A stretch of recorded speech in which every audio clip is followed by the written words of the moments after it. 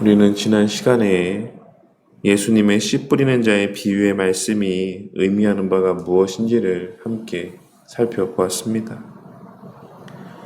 지난 시간 우리가 함께 봉독한 말씀을 통해 알 수 있는 것처럼 예수님께서는 비유로 말씀하시는 이유에 대해서 설명해 주시며 천국의 비밀을 아는 것이 허락된 자와 허락되지 않은 자가 있기 때문이라고 말씀을 하셨습니다. 그러니 우리는 예수님의 그와 같은 말씀을 통하여서도 좋은 땅은 우리의 어떠함과는 관계가 없는 것이다라고 하는 사실을 발견하고 깨달을 수가 있는 것입니다. 그리고 오늘 말씀에서는 그 비유의 말씀의 의미들을 상세하게 풀어서 제자들에게 설명해 주고 있으십니다. 예수님께서 이처럼 상세하게 제자들을 향하여서 비유의 내용들을 설명해 주고 있으신 것은 오늘날 당신의 백성들에게도 하나님께서는 세우신 목사들을 통해 말씀의 의미들을 상세하게 풀어 설명하여 주실 것에 대한 예표라고도 할 수가 있습니다.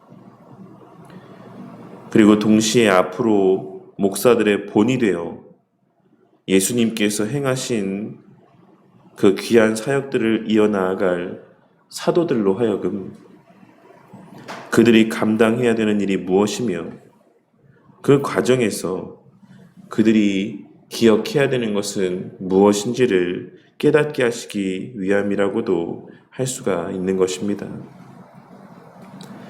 오늘 말씀을 통해 우리가 깨달을 수 있는 것은 첫째로 목사가 해야 될 가장 우선된 일은 하나님 말씀 가운데 담겨져 있는 감추인 보화와 같은 말씀의 내용들을 하나님의 백성들에게 풀어 설명하여 주는 역할들을 감당해야지만 된다라고 하는 것입니다. 목사가 교회 안에서 해야 될 일들은 많이 있겠지만 그 모든 일들보다 목사가 가장 우선하고 많은 시간을 할애하고 집중하고 애쓰며 수고해야 되는 것은 말씀을 준비하여 설교하는 일이고 또한 성도들이 하나님의 말씀을 잘 듣고 또한 잘 읽을 수 있도록 가르치고 지도하며 양육하는 일입니다. 왜냐하면 궁극적으로 성도들을 변화시키고 성장시키고 또한 열매 맺게 하는 것은 목사가 아닌 하나님의 말씀이기 때문입니다. 그리고 둘째로는 그 과정에서 여러 종류의 밭이 있다라는 사실을 우리는 오늘 말씀에서의 비유의 내용들을 통해 발견하고 깨달을 수 있는 것입니다. 오늘 매일 성경 내용에서 알 수 있는 것처럼 우리가 만나는 대상들 가운데에는 길가와 같은 상태, 돌밭과 같은 상태, 가시덤불이 가득한 상태와 같은 이들도 있고 하나님께서 친히 기경하여 주셔서 좋은 밭과 같은 상태인 이들도 있을 것입니다.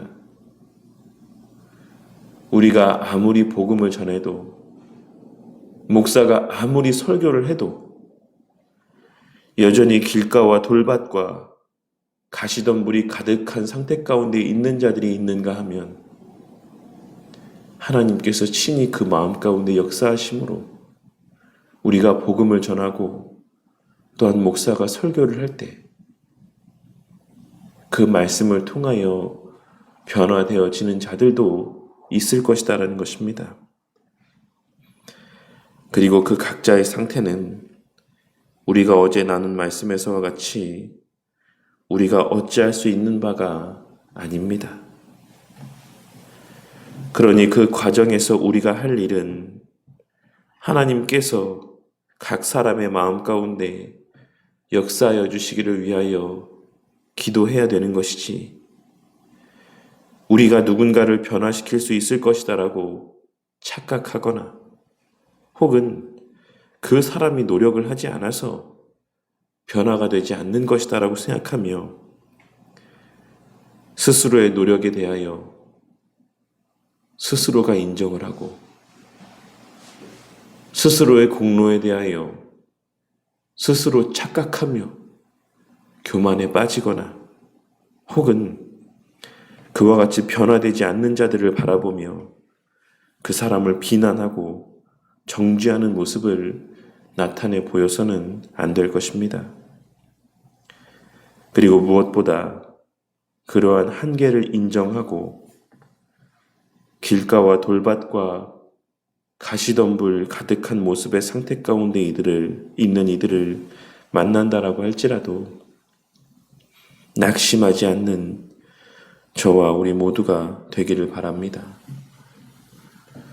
우리가 복음을 아무리 전하고 교회를 가자, 예수 믿어야 된다 이야기해도 변화되지 않는 자들을 보며 아무리 열심히 말씀을 준비하여 설교를 해도 1년이 지나고 3년이 지나고 5년이 지나도 변화되지 않는 이들의 모습을 보며 낙심하지 않는 저와 우리 모두가 되기를 바란다는 것입니다. 왜냐하면 확률적으로 길가와 돌밭과 가시덤불 가득한 상태 가운데 있는 자들을 만날 확률이 더 높은 것이 당연한 것이기 때문입니다. 그러니 우리가 기대한 바와 같지 않은 상황들을 직면하게 될 때 그것을 당연한 일로 여기며 기꺼이 받아들일 수 있는 자들이 되고 그 과정 가운데서 좋은 밭의 상태에 그 누군가를 만나게 하실 때 우리의 복음 전도의 메시지를 듣고 교회로 발걸음하는 이들을 만나게 되거나 설교를 통해 조금씩 변화되어지는 모습들을 목독해 하실 때 그것을 당연한 일로 여기는 것이 아니라 그것이 특별한 하나님의 역사하심의 결과인 것을 깨닫고 그러한 때에 기뻐하고 감사할 수 있는 저와 우리 모두가 되기를 바라겠습니다. 예수님께서는 이후 이어지는 비유의 말씀을 통해 교회 안에는 분명 알곡과 가라지가 섞여 있다라고 말씀하셨습니다. 교회 안에도 여전히 길가와 돌밭과 가시덤불 가득한 상태의 이들이 분명 존재한다라고 말씀을 하고 있으신 것입니다. 하지만 그와 동시에 그것을 뽑는 것을 금지하셨습니다. 왜냐하면 하나님과 같이 전능하지 아니한 우리들이 전지하지 아니한 우리들이 그 일을 하려다 혹여라도 알고까지 뽑아낼 수 있기 때문이라 말씀하셨기 때문인 것입니다. 이 사실을 명심하고 살아가는 저와 우리 모두가 되기를 바라겠습니다. 알곡과 가라지를 분별하는 일, 누군가의 마음의 상태, 그 중심을 판단하는 일은 우리에게 속한 일이 아닙니다. 우리는 그저 하나님의 손에 붙들린 씨를 뿌리는 수단에 불과하다라는 사실을 기억하고 그저 우리와 만나게 하시는 자들에게 복음을 전하기 위해 애쓰고 목사는 목사의 자리에서 말씀을 풀어 설명해 주기 위해 애쓰고 그 말씀을 이해할 수 있게 되기를 바라며 가르치기에 힘쓰기만 하면 되는 것입니다. 그리하면 하나님께서 친히 들어야 될 자들에게는 듣게 하시고 깨달아야 될 자들에게는 깨닫게 하시고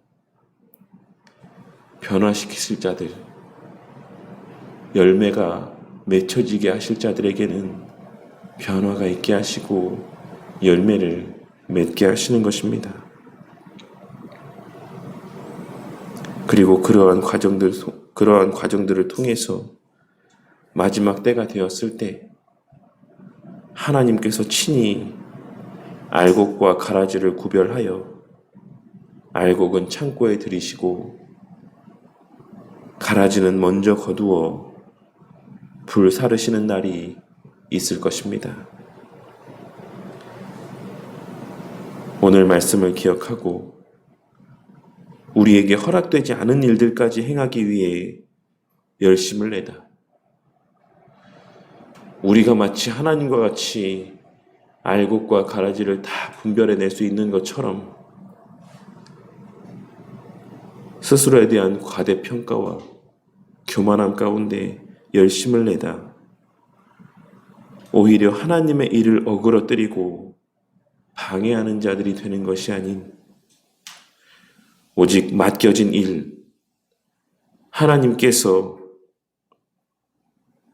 우리에게 허락하신 일들 가운데만 열심을 내며 충성하는 자들이 되어 마지막 날 택하신 자들을 거두어 하나님의 영광의 곳간에 들이시는 그 영광된 모습을 목독하게 되는,